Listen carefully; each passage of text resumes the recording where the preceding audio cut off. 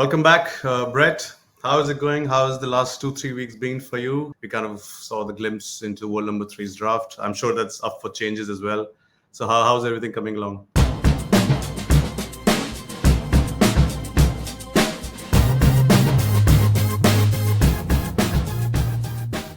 There was, there's a lot of luck involved in finishing third in the Right. world. So, I feel very determined for myself to, prove that I can back it up with hopefully another decent rank, because I think that's the best demonstration of skill. So yeah, I've been just absorbing a lot of information and enjoying my last few days as number three, because in a couple of days we'll all be tied for first, right? So what we'll concentrate today is on the captaincy matrix, which you are going to go for as far as the captaincy picks are concerned in the first 8 game weeks, because more or less people are going to play the wild cards around that time. So things might change. They might hop on to different fixture swings and so on and so forth. Let's take a look at your first 2 game weeks captaincy picks. Salah Fulham away and Haaland Bournemouth home. Are these very, very clear-cut choices for you, or did you have any other alternatives, choices to look forward? Yeah, well, the big question mark I'd say in those first 2 weeks is whether you would own Haaland, and I'm not 100% sure yet whether I would, because that striker slot, I think I will definitely have one of him or Kane. I don't think I will have both. I don't think I'll have neither. I think the benefit of going with Kane is that when the fixture congestion begins around game week 5 and onwards, I do trust Kane's minutes a lot more than Haaland's. I think Pep will protect him a little bit, and I wouldn't be surprised to see him in and out of the team. We know that City won the league last season with no main striker, so they can play Foden there, they can play other players there, and still score 3, 4, 5 goals in a game. So I wouldn't be surprised to see Kane sort of have the advantage over him around that time, and we'll see with the upcoming captain's picks how that might sort of play into things. But all of that said, looking closely at Bournemouth's preseason and what Scott Parker has been saying, and the personnel in their backline, they've lost some defenders. They haven't been able to replace them, and they really just look like roadkill at the moment. Not only am I pretty sure that I'll find a way to have Haaland for game week 2, but I'm actually thinking about how I can get a double City attack for that game, because it could be, a real bloodbath. Absolutely, and it's at Etihad, so we have seen how City has already massacred teams when they come there, especially the promoted teams. So for the game week 1, did Kane versus Southampton cross your mind at all? Yeah, if I own Kane, there'd be some kind of a question there, but Salah, against a newly promoted team, I don't really see any reason to go against him. Unless he's playing one of the harder opponents. He's usually going to be the default in a week like that. So what about you? Right. I'm starting with Salah, but I am as of now starting with Kane as well. So I'm also in that whole conundrum that Kane versus Haaland. I liked what he did against Liverpool in the Community Shield. I had a chat with a City fan as well yesterday on the channel, and he said, these are the chances he will score once he get used to the whole system. The midfielders will start giving him passes at the very first go rather than waiting for the ball like they did. So I'm really in a conundrum with who to go to. If it's Kane, I'm right now in that school of thought where I'm going to start with Kane, and I'm going to transfer out Kane to Haaland for the second one. But yes, first game week 1 is definitely whether I start with Kane or not.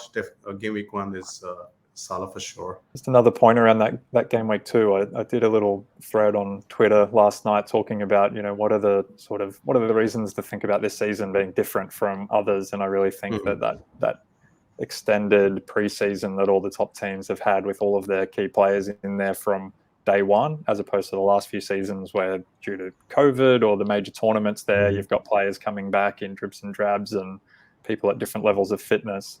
I think that the team that we start with, other than maybe 1 or 2 picks like Perisic, where there's a little bit of doubt around their minutes, most of them are the top players for the best teams with good fixtures that are clear, first choice. They're fit and ready to go. I feel like the foundations of our teams will be very solid, and so booking in a transfer of Kane to Haaland as opposed to rolling that first transfer, Mm. which is usually something I'd prefer to do as well, just to get a bit more information. This is Right. this is a season where I'd be much more inclined to do something like that. Just trust that no fires are going to emerge in the rest of my team because of that good preparation that they've had. Right. So are you starting with Jesus as well? At the moment, yes. Okay. Okay. Because game week 3, there is a school of thought where they are not taking Jesus in the first 2 game weeks, but from 3, 4, 5 they are jumping on to like double or maybe triple Arsenal attack because of the fixture that they have, because they play promoted teams. Let's see the game week 3 and game week 4. Again, Bournemouth is your target team. Though the Arsenal game is away game, anything stops you that because just an away game? Because Arsenal at home, they're obviously much more as act as a very good finishing team, but away they have been kind of more or less mid-tier team. Mm. Yep, very very fair point. Very nice segue into the Jesus conversation, because this is definitely the most sort of rogue captain pick that I'm looking at this stage with this matrix that we've put together, and it's all about that Bournemouth situation again. So what's good is that we'll have a couple of weeks to wait and see if Bournemouth are more solid than we expect, or they're able to sit back and absorb pressure against City quite well, or anything like that, or they sign some new players. Then of course this plan can change quite quickly.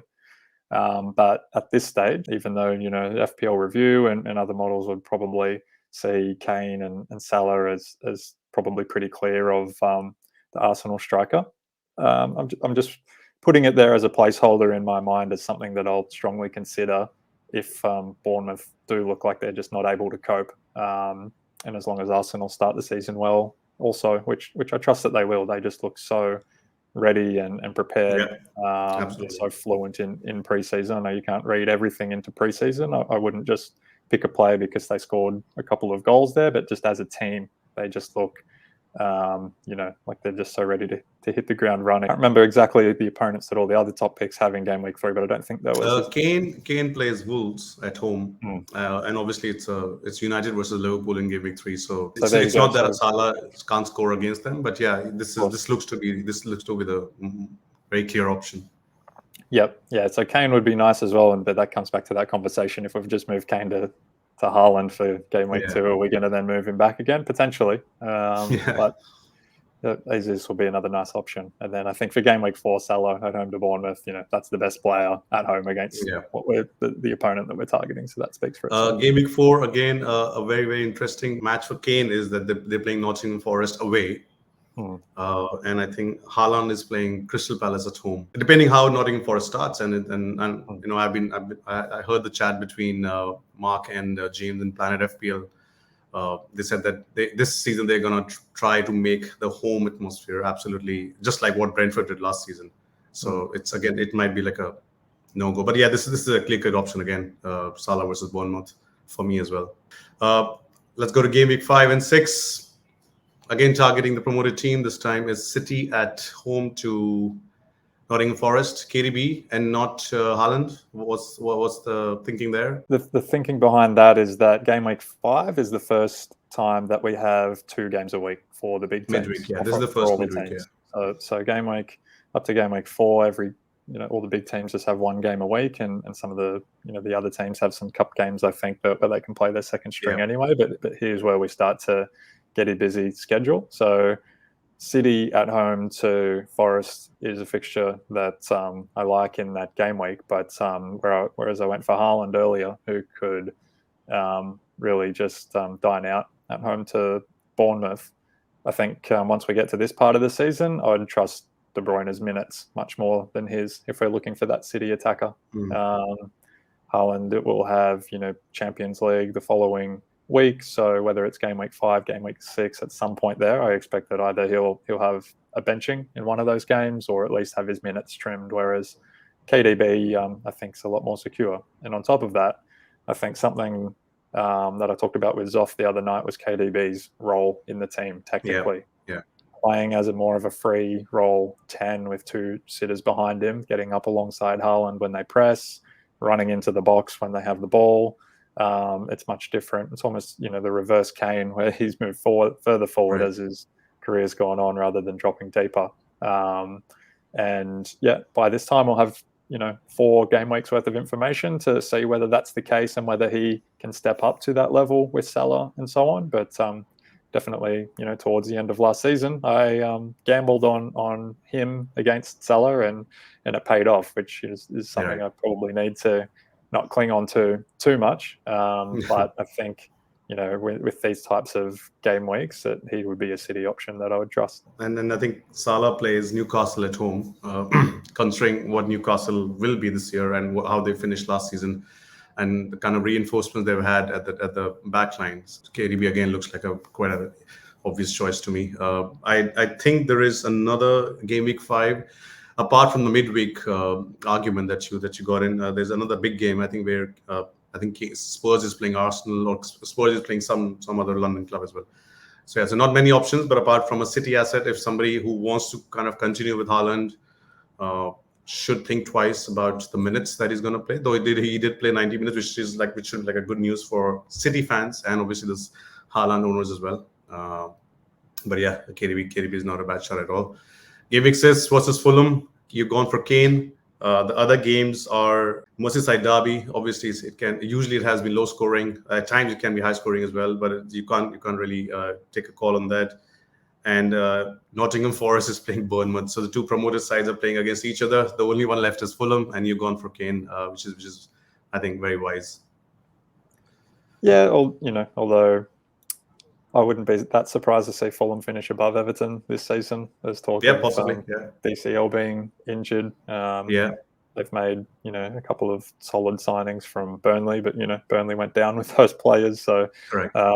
It's not really strengthening back to the Everton that we're used to. So we need to remember with all of these things that players play against other players. It's not a badge against a badge. So I really do pay a lot of attention to things like injuries and suspensions and players who've been sold on the one hand, with teams being weaker than we're used to, and new signings or players coming back from injury on the other side of things, and really try to pay a lot of attention to those lineups. When I made these choices, I really just wanted to show the variety of options that are there, which sort of gets to that conversation around juggling these premiums around, which is something that I'm pretty strongly considering, because that's something that I think you'd sort of need to set up your whole team to prepare to be able to do that kind of thing, and just to talk about a few more of the different options, because for instance, on FPL Review, I had a quick check, and you had for the first 8 game weeks, Salah is predicted to be the highest scoring player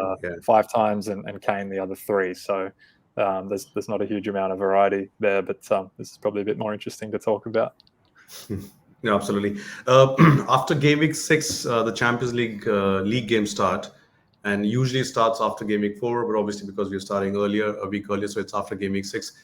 And Spurs is playing Champions League after a few years as well. Do you think Richarlison kind of starting against Fulham, or do you ever see a situation where Kane will not start just because the Champions League game is like 2 days ahead? Yeah, potentially. I listened to James on the wire, I think from yesterday, talking about the fact that we just don't know yet with Spurs, because they haven't really had this quality of depth in their forward ranks until this season. So it's a bit of a wait and see. But what I do know about Kane down the years is that he pretty much, for any game where something's on the line, he tends to make himself available to start. And his style of play isn't that explosive. He tends to move efficiently, but kind of cruise through games. I don't think, unlike Son, that's someone whose minutes I'd be more worried about.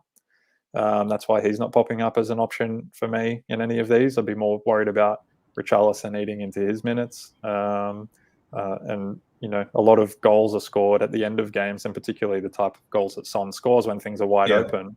Those are the type of goals that happen towards the end of games. And so if he's regularly coming off in the 70th minute just to kind of manage him through the season that way, I think that's sort of why De Bruyne would probably be my preferred option at that 12 million, and Kane would be my preferred option from Spurs. When does Son really come into the whole picture because his ownership is not really high right now, considering obviously 13 million Salah, 12 is KDB as well. people are not really kind of paying too much attention towards Son. When does it really start coming? When does it start coming into your let's say like the second shortlist? After your watch list, which we're going to discuss later. When does it really start coming into your, let's say, yeah, he's now definitely we're going to get him now. Yeah, to be honest, at this point, I would find it hard to imagine me having him before my first wild card, which I want to wait until at least that first international break to see, because I would need to see from Conte how he's going to handle him and his minutes, and with the 5 sub rule. Until I have faith that he is, really going to play, not just start them all the games, but play the majority of minutes in those games, then there's other premiums that I would prefer. And it pains me to say that, because he was a hero for me last season, and he was the golden boot winner without penalties. So to be ignoring him that way feels wrong. But Richarlison's a starting striker for Brazil, right? That's a quality player who will be desperate to prove himself at this high level that he's been working towards up through the clubs for years. So I think he's gonna play at some point, and I could see Son, just sort of dropping down at the moment. But I want to get that information.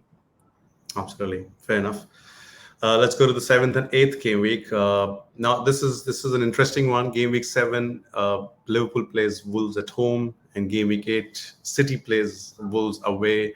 And we all know what happened in game week 36 of last season when City went and played Wolves away. But what's the rationale behind picking up Wolves and not any other promoted team? Yeah, I think there wasn't necessarily a more obvious matchup. So it's not necessarily that's something I see about Wolves specifically. I think they are looking. They've looked fairly solid in pre-season, although I don't think they've played any really great sides. But their defense definitely tailed off towards the end of last season. And to be honest, it was not great for most of the season. But Jose Sarr really was the keeper who overperformed XG last season. But we look back further and see Emi Martinez and other goalkeepers who have done that one season, and it's not necessarily repeatable. So that may have just been a hot streak. I don't think they're particularly strong at the back. But in saying that, it's not necessarily about targeting them for any particular reason. It's just going back to these reliable options, and particularly these games will be, game week 7 in between 2 Champions League games, and game week 8 after a Champions League game and before the international break. So I would really want to narrow down to the pool of guys who are really, the minutes monsters for these top teams, which would be these 2 on the screen and Kane again. I don't think I would look too far outside of them. What are your thoughts for these weeks? No, absolutely. So that's a very good point about game week 7 being between 2 league games of Champions League, and game week 8 as well. It's back to back. Point about you got to pick up the best option, and the best options are people who are going to play maximum minutes. I'm absolutely sure about Salah that he's going to be playing them more minutes as compared to any other Liverpool attacker, barring maybe Alisson. KDB, I would kind of, if he's in my team at that time, definitely I will look at, because again, I'm just looking at the fixtures. There are 2 promoted teams playing against each other in game week 8. There's Chelsea versus Liverpool, and there's Tottenham versus Leicester. So it's clearly City versus Wolves have to be attacked as a captaincy. So whether it's going to be Haaland or whether it's going to be Kane, depending who is the striker at that time. I'm not sure who's Arsenal playing in game week 8, because Jesus could be an option. As far as game week 7 is concerned, Fulham is playing Chelsea. Now, obviously, Chelsea is not an option because we are not really going for any most of the people are not really, as of now, not looking at any Chelsea asset. Maybe Mount to some extent. The maximum people are going for is James as of now. So if there is Chelsea starts really, really strongly in the first 5-6 weeks, their fixtures are all right. They're not the easiest. They're not the toughest. But if they kind of surprise you in a positive way, would you start looking at their assets, especially for game week 7? Yeah, for sure. If Fulham don't look like they're coping well, and Chelsea look like they're up and running, then they'll definitely come into the mix. And the good thing is we've got a lot of time between now and then to see how the different teams perform. And another thing I think worth mentioning is that if you're like me and you're planning on wild carding after game week 8, it means that you've almost got a free hit definitely into game week Right. 8, not a free hit of the whole team like the chip, but Yeah. you're free to transfer in anybody knowing that they don't have to stay in your team. So let's say Haaland gets rested for the Champions League match in between game week 7 and game week 8. He would be then the one maybe to bring in for game week 8 if he's then Right. likely to start that match. So keeping back a little bit of flexibility there would be something I'd think about. And I haven't looked closely at how the actual matches fall on the different days through this period, Right. but there's a big difference between a 3-day rest and a 4-day rest. Yeah, game week 8 could be nice to do something a bit different, a bit spicy if then you've got that wild card to get straight back out of it and go somewhere else.